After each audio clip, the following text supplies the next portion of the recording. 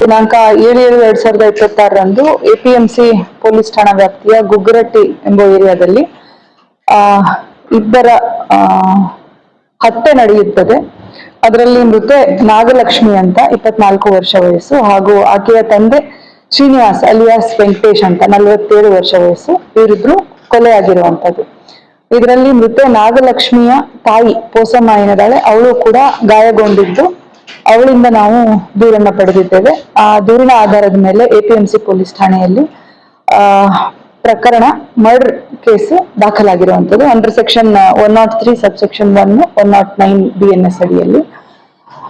ಈಗಾಗಲೇ ಇದರಲ್ಲಿ ಆರೋಪಿತರಾಗಿರುವಂತಹ ಮೃತೆ ನಾಗಲಕ್ಷ್ಮಿಯ ಗಂಡ ಹಾಗೂ ಅವನು 29 ವರ್ಷ ವಯಸ್ಸು, ಹಾಗೆ ಆಕೆಯ ಮೈದುನ 27 ವರ್ಷ ವಯಸ್ಸು, ಮಾವ 50 ವರ್ಷ ವಯಸ್ಸು. ಇವರು 3 ಜನ ಅವರನ್ನ ನಾವು ಈಗಾಗಲೇ ಈ ಪ್ರಕರಣದಲ್ಲಿ ಬಂಧಿಸಿದ್ದು, ಅವರಿಂದ ಹತ್ಯೆಗೆ ಉಪಯೋಗಿಸಿದಂತಹ ಮಚ್ಚೆ ಏನಿದೆ, ವೆಪನ್ ಏನಿದೆ, ಅದನ್ನ ಸೀಸ್ ಮಾಡಲಾಗಿದೆ.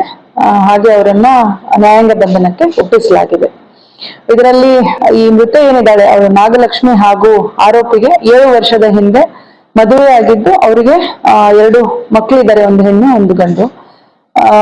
ಅವರಿಗೆ ಅವರ ವೈವಾಹಿಕ ಒಂದು ವಿಚಾರದಲ್ಲಿ ಕೆಲವು ಕಲಹಗಳಿದ್ದು, ಮೊದಲಿಂದಲೂ ಕೂಡ ಅವರ ಮಧ್ಯದಲ್ಲಿ ಜಗಳ ಗಲಾಟೆಗಳು ನಡೀತಾ ಇತ್ತು ಅಂತೇಳಿ ಅಲ್ಲಿ ಏನು ಆ ಆವರಣದಲ್ಲಿ ಇದ್ದಂತಹ ಅಂದ್ರೆ ನೇಬರ್ಸ್ ಯಾರಿದ್ದಾರೆ ಅವರು ತಿಳಿಸಿರುವಂತದ್ದು. ಅವಾಗ ಜಗಳ ಮಾಡ್ಕೊಳ್ತಾ ಇದ್ರು ಅಂತ ಹೇಳಿ. ಈ ಆರೋಪಿ ಏನಿದ್ದಾನೆ ಅವಳ ಗಂಡ, ಅವನು ಅವಳನ್ನ ಶಂಕಿಸಿ ಆ ಒಂದು ಕಾರಣದಿಂದ, ಅವಳ ಶೀಲವನ್ನ ಶಂಕಿಸಿ ಆ ಒಂದು ಕಾರಣದಿಂದ ಅವಳನ್ನ ಪ್ರೇಮಾಪೇಸಿ ಹತ್ಯೆ ಮಾಡಿರುವಂತದ್ದು ಅವಳು ಹಾಗೂ ಅವಳ ತಮ್ಮ, ಮತ್ತೆ ಅವನು ಮತ್ತೆ ಅವನ ತಮ್ಮ ಮತ್ತೆ ಅವನ ತಂದೆ ಸೇರಿ ಈ ಒಂದು ಹತ್ಯೆಯನ್ನ ಮಾಡಿರುವಂತದ್ದು. ಈ ಪ್ರಕರಣ ನಡೆದ ದಿನದಂದು ಅದೇ ಒಂದು ವಿಷಯಕ್ಕೆ ಸಂಬಂಧಪಟ್ಟಂತೆ ಮೃತೆ ಯಾರಿದ್ದಾಳೆ ಅವಳ ತಂದೆ ತಾಯಿಯನ್ನ ಇತ್ಯರ್ಥಪಡಿಸ್ಲಿಕ್ಕೆ ಅಂತ ಕರೆಸಿಕೊಂಡಿದ್ದು ಈ ಏರಿಯಾಗೆ. ಅವರು ಮಧ್ಯಾಹ್ನ ಸುಮಾರು 2 ಗಂಟೆಗೆ ಅಲ್ಲಿ ಬಂದಾಗ ಅವರ ಮಧ್ಯದಲ್ಲಿ ಮಾತುಕತೆ ನಡೀತದೆ. ಮನಸ್ತಾಪ ಜಾಸ್ತಿಯಾಗಿ ಆನಂತರದಲ್ಲಿ ಅವರು ಕೃತ್ಯಕ್ಕೆ ಅಲ್ಲೇ ಇದ್ದಂತಹ ಒಂದು ಕಾರದ ಪುಡಿಯನ್ನ ಉಪಯೋಗಿಸ್ತಾರೆ. ಅವ್ರ ಮೇಲೆ ಕಾರದ ಪುಡಿ ಎರಚಿದ ನಂತರ ಅವ್ರು ಓಡಿ ಹೋಗ್ಲಿಕ್ಕೆ ಆಗೋದಿಲ್ಲ. ಆನಂತರದಲ್ಲಿ ಅವರ ಮನೆಯಲ್ಲೇ ಇದ್ದಂತಹ ಮಚ್ಚನ್ನ ಉಪಯೋಗಿಸ್ಬಿಟ್ಟು ಅವರನ್ನ ಹತ್ಯೆ ಮಾಡಲಾಗಿದೆ, ಆ ಮಹಿಳೆ ಹಾಗೂ ಅವಳ ತಂದೆಯನ್ನ. ಅನಂತರದಲ್ಲಿ ಅಲ್ಲೇ ಇದ್ದಂತಹ ಕಲ್ಲನ್ನ ಕೂಡ ಉಪಯೋಗಿಸಿ ಅವ್ರ ತಲೆ ಮೇಲೆ ಅದರಿಂದ ಅಟ್ಯಾಕ್ ಮಾಡಿರುವಂತದ್ದು. ನಮ್ಗೆ ಇದರಲ್ಲಿ ಕೆಲವು ಪ್ರತ್ಯಕ್ಷ ಸಾಕ್ಷಿಗಳು ಇದ್ದಾರೆ.